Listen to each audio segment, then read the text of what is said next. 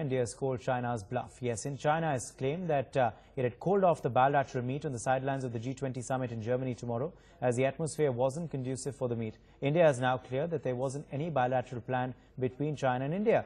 Sources close to NewsX have confirmed that China is resorting to lies to build pressure on India amidst the standoff on Doklam Plateau, but India has made it clear that it won't back down. It is the Indian side that trespassed the Chinese territory and changed the status quo.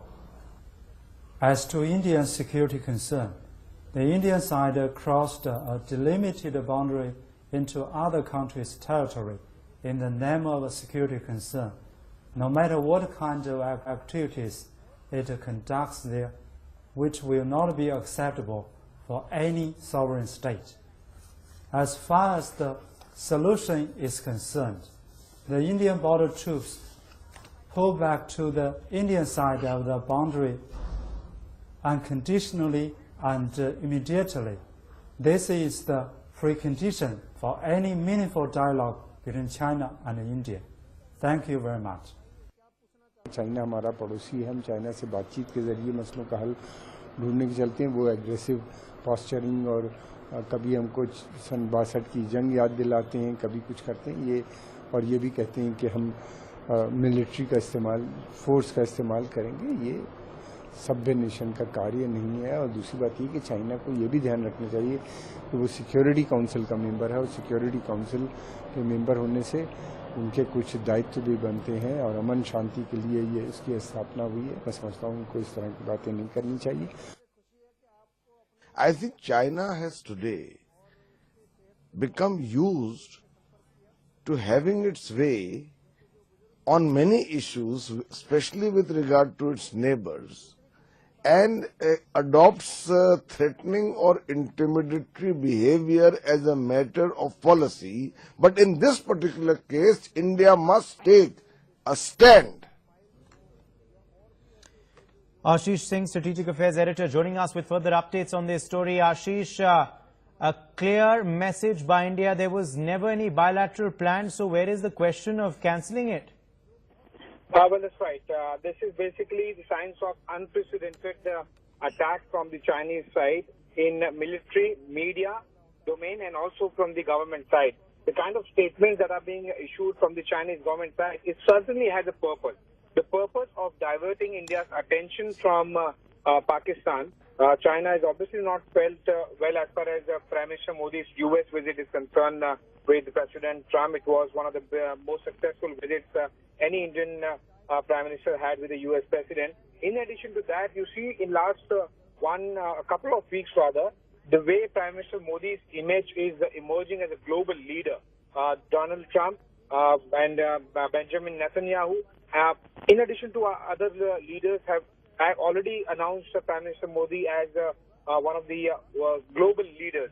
And considering these kind of messages being spread and being accepted very well by the international community, China is feeling sidelined. It's feeling completely cornered, and that's the reason why it's trying to escalate the matter as far as the line of actual control is concerned, in the maritime domain, in the diplomatic tussle, and from the government's official spokesperson as well.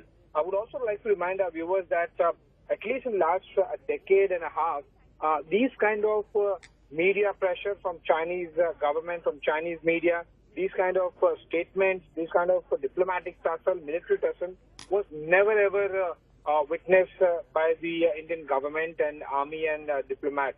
This is an unprecedented stand that the Chinese government is taking. Now, coming back to the main thing, what you just asked me about, there was obviously no meeting between Prime Minister Modi and President Xi Jinping as far as the G20 summit is concerned. What was informed by the Indian government through the Ministry of External Affairs sources is that the presence of both the leaders would be there on the same stage. They will be sharing the table. On the sidelines of G20 summit that's happening in Hamburg in Germany, there would be a BRICS leaders meeting. A lot of BRICS leaders would also be attending the G20 summit that's starting tomorrow. And one of the sidelines meeting would be of BRICS leaders. Other than that, there was no scheduled or pre-planned meeting bilaterals between Indian government or Chinese government. Neither any of the sides had proposed to have any bilateral between Indian and the Chinese government. And the way Chinese media, the Chinese government now is claiming that the atmosphere is not conducive for a bilateral between Indian and Chinese heads of the state is certainly crossing the line. When there was nothing planned, when there was nothing proposed, then there's no point of cancelling it. Then there's no point of discussing the atmosphere. You know, Ashish, of course, these are all attempts to needle India clearly. All attempts to test India's patience by, as you're saying, the Chinese media, the Chinese military, and now, of course, even the Chinese establishment. They have tried enough in every possible angle. Remember, initially they tried with the military tussle along the line of actual control involving Bhutan as far as the Doklam issue is concerned. That didn't succeed. The Indian Army Chief, General Vipin Rawat, landed in Sikkim, sent a very strong message without speaking in media, without issuing a single picture or a press release. Army Chief sent a very strong message that we are very much capable and strong enough to defend our territories, and we are also there with our friendly neighborhood, Bhutan. Remember, Bhutan's territorial security is something that Indian government's responsibility, and Indian Army takes it very seriously. In addition to that, after the military tussle didn't give any positive results for China, they went on to the diplomatic level tussle. In last 24 hours, we have seen at least 3 to 4 different statements on record coming from the Chinese government side. Yesterday evening at 10 p.m., Chinese embassy here in New Delhi issued a press release. The last paragraph of the press release mentioned that the Chinese government is ready for a talk as far as reopening of Nathula Pass is concerned, for the Mansarovar pilgrims are concerned. But quickly after that, a video message being released of political counselor of Chinese embassy in New Delhi, Mr. Liya, that was completely going against what was the press release issued just 2 hours prior to this video message. In this video message, what was said by the political council of Chinese embassy was that Indian government, the Indian army, must withdraw its forces unconditionally and immediately from the Doklam area and the Bhutan, with which we are showing support as far as the military tussle is concerned. And now, this kind of statement that the environment is not conducive. Look at the way Chinese government has been attacking, the way they have been issuing statements after statements, both from Beijing and from New Delhi. But the best part is that the Indian government is not reacting. Stay with us, Ashish. Stay with us. We're getting more reactions coming in. It is the Indian side that trespassed the Chinese territory and changed the status quo.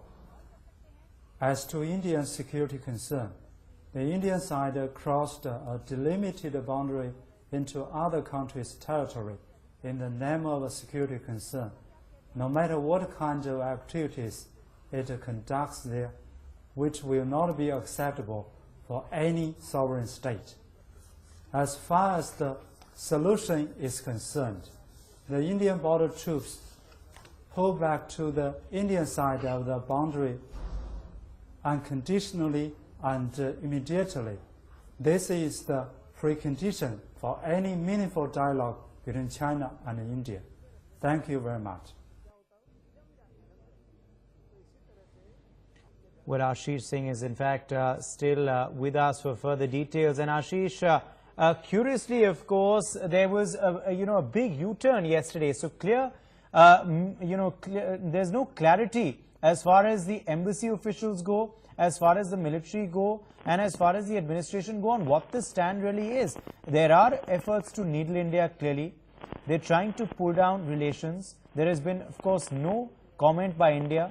We've responded transgression by transgression, incident by incident. But we've not taken a clear stand as far as, calling China out for cutting relations with them, etc., like they are trying to do. So clear attempts by these are tests basically which India seems to be passing right now, Ashish. See, Uday, let's not be under assumption that there is no clarity as far as coordination between Chinese embassy in New Delhi and Beijing is concerned. They're very much clear. What the Chinese media and the government doing, basically, they are just testing water.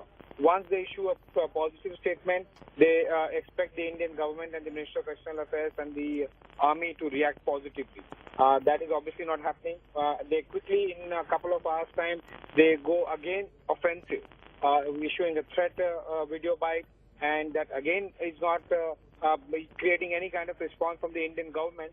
And the bottom line here is the way in last couple of weeks, the Indian military, the Indian government, the Indian diplomats are not reacting to any kind of Chinese provocation is something that is irritating China more. And that is what exactly happening. In today's statement also must be seen as an extension of what Chinese government, media and military have been trying to do is provoke Indian government. That is not happening. In last couple of weeks, there have been more than a dozen statements from the Chinese government, media and the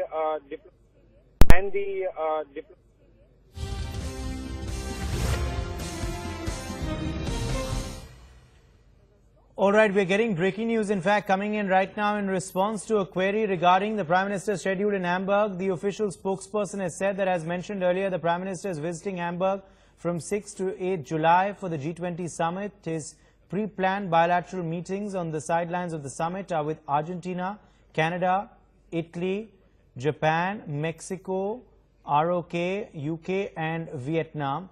In addition, he will also participate in the BRICS leaders meeting. There is no change in the Prime Minister's schedule. So clearly, Ashish, as we were mentioning, this is of course the Indian stand that we've clearly specified who our bilaterals were with, and China doesn't figure there. So where is the question of cancellation or non-cancellation? It's just been put out, in writing now in black and white in this statement.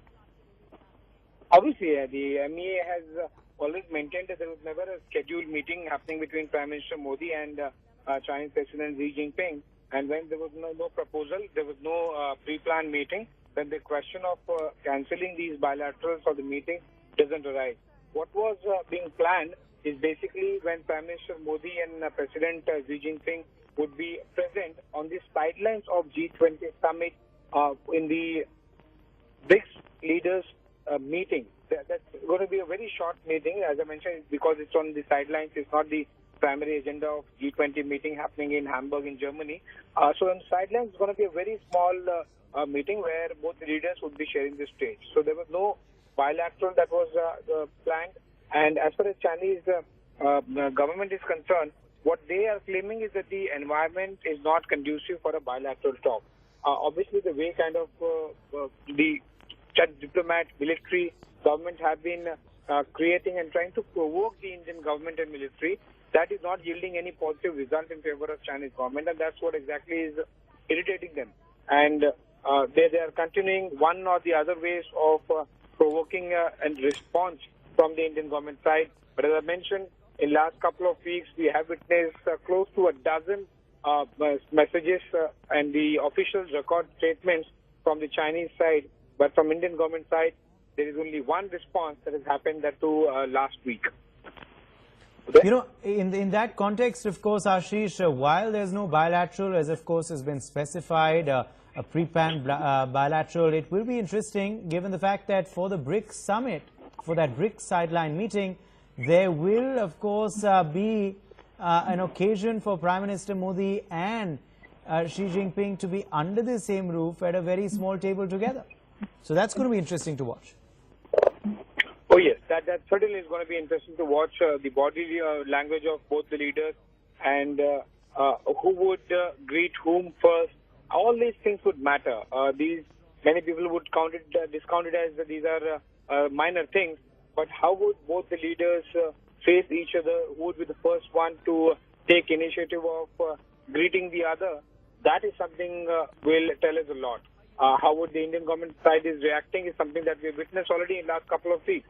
The Indian government has decided not to react at all because we know that all that China is doing is just trying to create and generate a response from the Indian government side. That is not obviously happening, and that's what has irritated China a lot. And they are trying one after the other method, from diplomats to military to government spokesperson. Everything is being done. Also, would like to inform our viewers that we have never witnessed these kind of multiple statements coming from Chinese side simultaneously. A couple of editorial in the Global Times that Chinese government's mouthpiece is something that we have been witnessing, but that's okay. Okay, Ashish, please do stay with us. We are going to slip into a very quick break, but we're coming back to this big plan. Bilateral meetings on the sidelines of the summit are with Argentina, Canada, Italy, Japan, Mexico, ROK, UK, Vietnam. In addition, he will participate in the BRICS leaders meeting. There is no change in the PM's schedule. Ashish Singh, Strategic Affairs Editor, joining us with further updates. Ashish, just put things in context for our viewers. This statement coming just moments after the Chinese media, of course, reported that the Foreign Office there has said that there will be no bilateral with India because relations right now are not conducive for one. Once again has quickly responded this time officially that the Prime Minister's schedule is completely pre-decided. And these kind of schedules, obviously, when you go for an international forum, the Prime Minister's schedule and the meetings, all the bilateral, the sideline meetings, everything is pre-decided. And the MEA has now issued a release, a press statement rather, that Prime Minister would be visiting Hamburg from 6 to 8 July for G20 summit, and his pre-planned bilateral meetings on the sidelines of summit are with Argentina, Canada, Italy, Japan, Mexico, UK and Vietnam.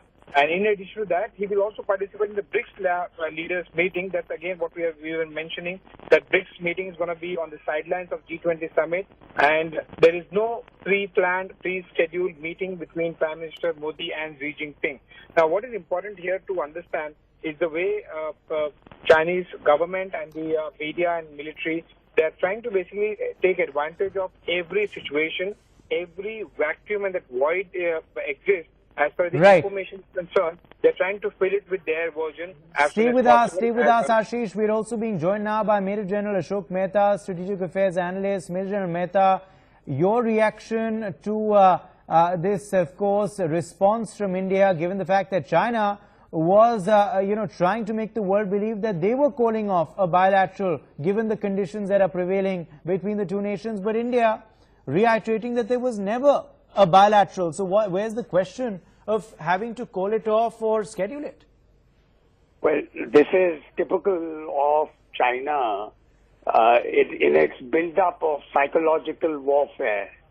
The psychological warfare is the process by which they combine retracting old agreements going into the 19th century, cherry-picking parts of those agreements, and adding coercion to those. The coercion element is added not by the official spokesperson, but by their flunkies like Global Times, Xinhua, and of course the PLA. So you have a whole series of orchestrated propaganda war which has been orchestrated, and this particular element now which unfolds, that the Chinese unilaterally declared that we are calling off the bilateral meet when no bilateral meet was scheduled with China in any case. So this is all part of the Chinese design to tell their domestic audience that this is the game that the Indians are playing, and the threats that they use of betrayal, of punch-in being dropped, of 1962. No, that's a very valid point you're making, Major General Mehta. This is nothing but needling. This is nothing but psychological warfare being carried out by China, and of course their proxy media outlets as well. We have Saurav Sanyal joining us now with further details. Saurav, go ahead. What can you share with us? Well, that's right. In fact, this is the statement that has come in from the government of India in response to the pack of lies that was being peddled by China. And I read from this statement, which we have accessed here on NewsX, and I'll just quickly take you through. It says that in response to a query regarding Prime Minister's schedule in Hamburg, the official spokesperson said that, as mentioned earlier, the Prime Minister is visiting Hamburg from 6th to 8th of July for the G20 summit.